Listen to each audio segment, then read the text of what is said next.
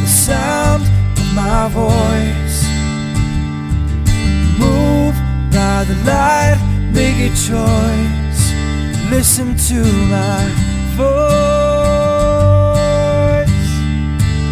I got something to say. This is your Resolve to Read Daily Reading. It's March 19th, and we're reading from the book of Judges. Again, the Israelites did evil in the eyes of Yahuwah, and for 7 years he gave them into the hands of the Midianites. Because the power of Midian was so oppressive, the Israelites prepared shelters for themselves in mountain clefts, caves, and strongholds. Whenever the Israelites planted their crops, the Midianites, Amalekites, and other eastern peoples invaded the country. They camped on the land and ruined the crops all the way to Gaza and did not spare a living thing for Israel, neither sheep nor cattle nor donkeys. They came up with their livestock and their tents like swarms of locusts. It was impossible to count the men and their camels. They invaded the land to ravage it. Midian so impoverished the Israelites that they cried out to Yahuwah for help. When the Israelites cried out to Yahuwah because of Midian, he sent them a prophet who said, "This is what Yahuwah, the God of Israel, says. I brought you up out of Egypt, out of the land of slavery. I snatched you from the power of Egypt and from the hand of all your oppressors. I drove them from before you and gave you their land. I said to you, I am Yahuwah your God. Do not worship the gods of the Amorites in whose land you live, but you have not listened to me." The angel of Yahuwah came and sat down under the oak in Ophrah that belonged to Joash the Abiezrite, where his son Gideon was threshing wheat in a winepress to keep it from the Midianites. When the angel of Yahuwah appeared to Gideon, he said, "Yahuwah is with you, mighty warrior." "But sir," Gideon replied, "if Yahuwah is with us, why has all this happened to us? Where are all his wonders that our fathers told us about when they said, 'Did not Yahuwah bring us up out of Egypt?' But now Yahuwah has abandoned us and put us into the hand of Midian." Yahuwah turned to him and said, "Go, in the strength you have, and save Israel out of Midian's hand. Am I not sending you?" "But Lord," Gideon asked, "how can I save Israel? My clan is the weakest in Manasseh, and I am the least in my family." Yahuwah answered, "I will be with you, and you will strike down all the Midianites together." Gideon replied, "If now I have found favor in your eyes, give me a sign that it is really you talking to me. Please do not go away until I come back and bring my offering and set it before you." And Yahuwah said, "I will wait until you return." Gideon went in, prepared a young goat, and from an ephah of flour he made bread without yeast. Putting the meat in a basket and its broth in a pot, he brought them out and offered them to him under the oak. The angel of God said to him, "Take the meat and the unleavened bread, place them on this rock, and pour out the broth." And Gideon did so. With the tip of the staff that was in his hand, the angel of Yahuwah touched the meat and the unleavened bread. Fire flared from the rock, consuming the meat and the bread, and the angel of Yahuwah disappeared. When Gideon realized that it was the angel of Yahuwah, he exclaimed, "Ah, sovereign Yahuwah, I have seen the angel of Yahuwah face to face." But Yahuwah said to him, "Peace, do not be afraid. You are not going to die." So Gideon built an altar to Yahuwah there and called it Yahuwah is Peace. To this day, it stands in Ophrah of the Abiezrites. That same night, Yahuwah said to him, "Take the second bull from your father's herd, the one 7 years old. Tear down your father's altar to Baal and cut down the Asherah pole beside it. Then build a proper kind of altar to Yahuwah your God on the top of this height. Using the wood of the Asherah pole that you cut down, offer the second bull as a burnt offering." So Gideon took 10 of his servants and did as Yahuwah told him. But because he was afraid of his family and the men of the town, he did it at night rather than in the daytime.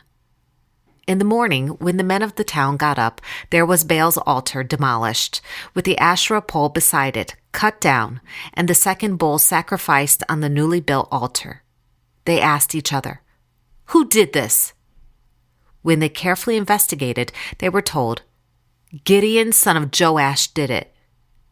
The men of the town demanded of Joash, "Bring out your son. He must die because he has broken down Baal's altar and cut down the Asherah pole beside it." But Joash replied to the hostile crowd around him, "Are you going to plead Baal's cause? Are you trying to save him? Whoever fights for him shall be put to death by morning. If Baal really is a god, he can defend himself when someone breaks down his altar." So that day they called Gideon Jerubbaal, saying, "Let Baal contend with him," because he broke down Baal's altar. Now all the Midianites, Amalekites, and other eastern peoples joined forces and crossed over the Jordan and camped in the valley of Jezreel. Then the Spirit of Yahuwah came upon Gideon, and he blew a trumpet, summoning the Abiezrites to follow him. He sent messengers throughout Manasseh, calling them to arms, and also into Asher, Zebulun, and Naphtali, so that they too went up to meet them. Gideon said to God, "If you will save Israel by my hand, as you have promised, look, I will place a wool fleece on the threshing floor. If there is dew only on the floor, and all the ground is dry, then I will know that you will save Israel by my hand, as you said." And that is what happened. Gideon rose early the next day. He squeezed the fleece and wrung out the dew, a bowl full of water. Then Gideon said to God, "Do not be angry with me. Let me just make one more request. Allow me one more test with the fleece. This time, make the fleece dry and the ground covered with dew." That night, God did so. Only the fleece was dry. All the ground was covered with dew. Early in the morning, Jerubbaal, that is, Gideon, and all his men camped at the spring of Harod. The camp of Midian was north of them in the valley near the hill of Moreh. Yahuwah said to Gideon, "You have too many men for me to deliver Midian into their hands. In order that Israel may not boast against me that her own strength has saved her, announce now to the people, anyone who trembles with fear may turn back and leave Mount Gilead."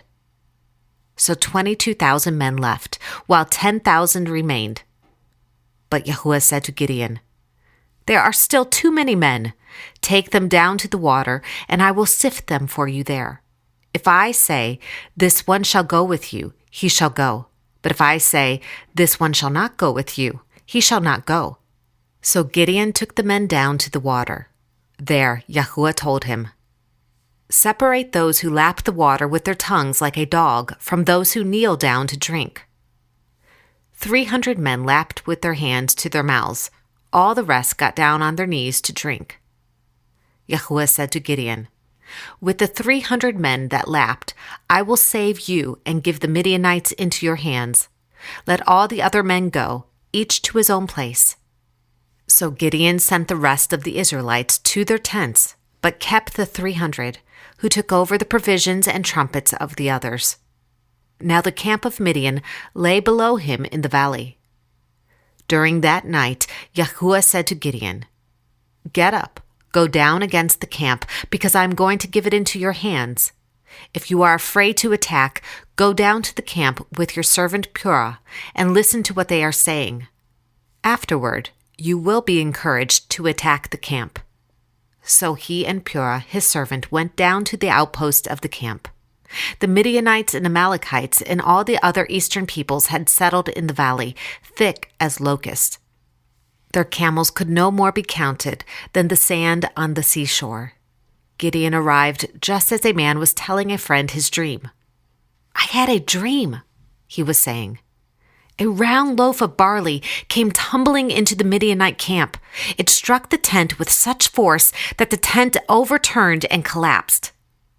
His friend responded, "This can be nothing other than the sword of Gideon, son of Joash, the Israelite.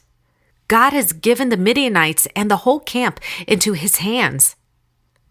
When Gideon heard the dream and its interpretation, he worshipped God. He returned to the camp of Israel and called out, "Get up! Yahuwah has given the Midianite camp into your hands." Dividing the 300 men into 3 companies, he placed trumpets and empty jars in the hands of all of them, with torches inside. "Watch me," he told them. "Follow my lead. When I get to the edge of the camp, do exactly as I do. When I and all who are with me blow our trumpets, then from all around the camp blow yours and shout, 'For Yahuwah and for Gideon.'" Gideon and the 100 men with him reached the edge of the camp at the beginning of the middle watch, just after they had changed the guard. They blew their trumpets and broke the jars that were in their hands. The 3 companies blew the trumpets and smashed the jars. Grasping the torches in their left hands and holding in their right hands the trumpets they were to blow, they shouted, "A sword for Yahuwah and for Gideon!" While each man held his position around the camp, all the Midianites ran, crying out as they fled. When the 300 trumpets sounded, Yahuwah caused the men throughout the camp to turn on each other with their swords. The army fled to Beth Shittah toward Zerar, as far as the border of Abel Meholah, near Tabeth. Israelites from Naphtali, Asher, and all Manasseh were called out, and they pursued the Midianites. Gideon sent messengers throughout the hill country of Ephraim, saying, "Come down against the Midianites and seize the waters of the Jordan ahead of them as far as Beth-barah." So all the men of Ephraim were called out, and they took the waters of the Jordan as far as Beth-barah. They also captured 2 of the Midianite leaders, Oreb and Zeeb. They killed Oreb at the rock of Oreb and Zeeb at the winepress of Zeeb. They pursued the Midianites and brought the heads of Oreb and Zeeb to Gideon, who was by the Jordan. Now the Ephraimites asked Gideon, "Why have you treated us like this? Why didn't you call us when you went to fight Midian?" And they criticized him sharply. But he answered them, "What have I accomplished compared to you? Aren't the gleanings of Ephraim's grapes better than the full grape harvest of Abiezer? God gave Oreb and Zeeb, the Midianite leaders, into your hands. What was I able to do compared to you?" At this, the resentment against him subsided. This is the word of Yahuwah. Thanks be to God.